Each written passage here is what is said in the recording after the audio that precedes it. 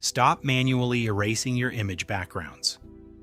If you have a Canva Pro account, I'm going to show you how to completely wipe out any background in literally one click, and it takes exactly 1 second. First, drop your photo onto the canvas and click on it. Head up to Edit Photo on your top toolbar, and under the Magic Studio panel, just hit BG Remover. Canva's AI takes over instantly and handles the cutout for you. But don't stop there.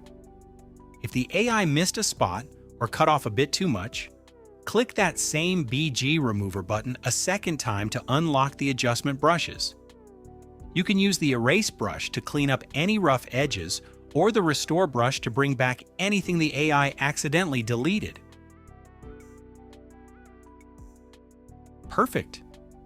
If this quick tip leveled up your workflow, hit that subscribe button for more fast Canva tutorials. See you in the next one.